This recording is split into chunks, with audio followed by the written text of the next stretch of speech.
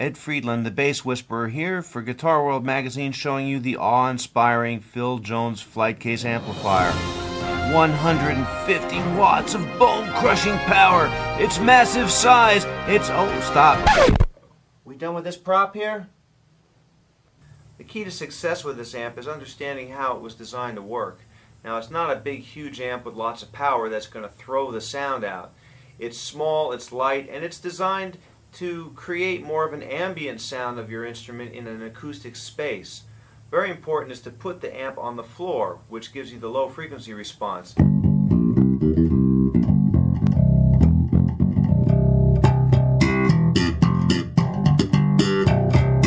Now there's these 3 bass tubes in the front which really extend the low frequency response in the cabinet, and these 2 speakers throw the sound out to the front.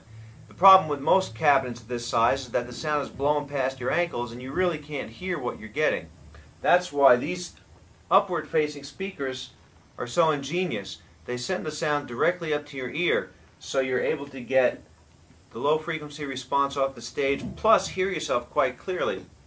It kind of works the same principle as how you would hide your subwoofer in a home theater system. You'll stick that subwoofer off in a corner, and yet it sounds like the bass is coming directly at you because the sound wave is very omnidirectional. Another very important factor is how far you place the amp from the wall. I'm about 3 inches from the back wall. Now as I move it out from the wall, now it's about 2 feet from the wall. You can hear the low end drops off quite a bit. Now I'm about 8 inches from the wall.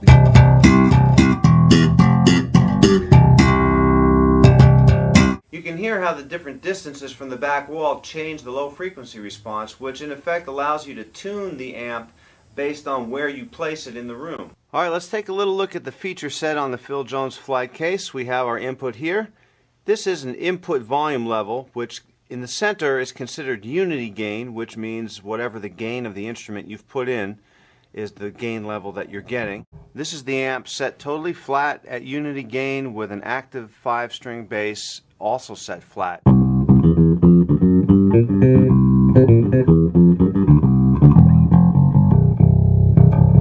As you can hear, it handles the low B very nicely. Now we can add gain.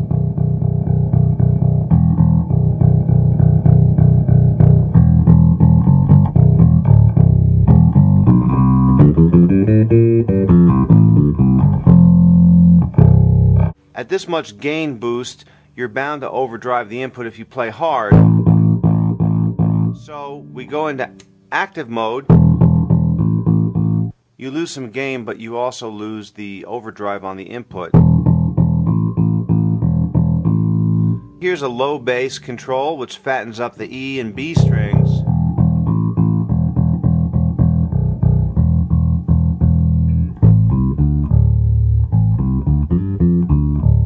The high bass fattens up the D and G strings nicely.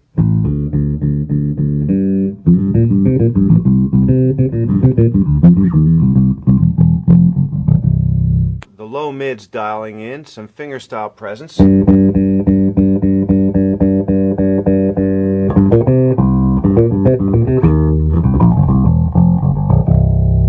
The high mids gives a little cut.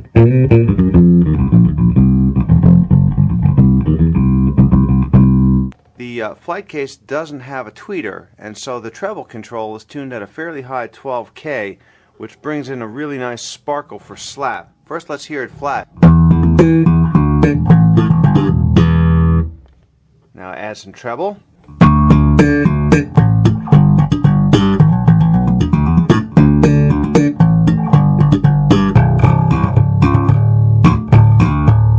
If you start pushing the amp hard, you're going to want to use the limiter. The limiter is set to squash at a 3-to-1 ratio. You can see the blue light just barely coming on now. As we dial it in more, we can get more compression. Because of the ratio, it doesn't ever really completely squash your sound. Let's hear it totally maxed out.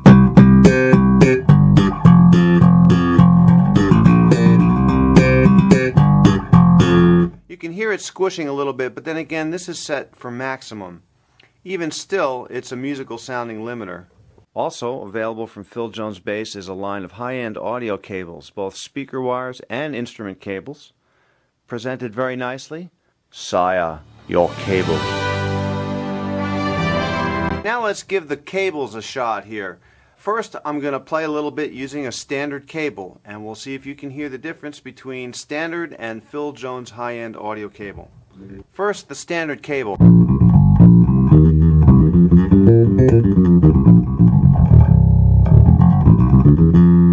Now here's the Phil Jones cable.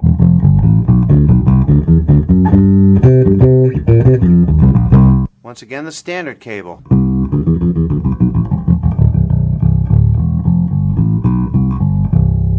Once again, the Phil Jones.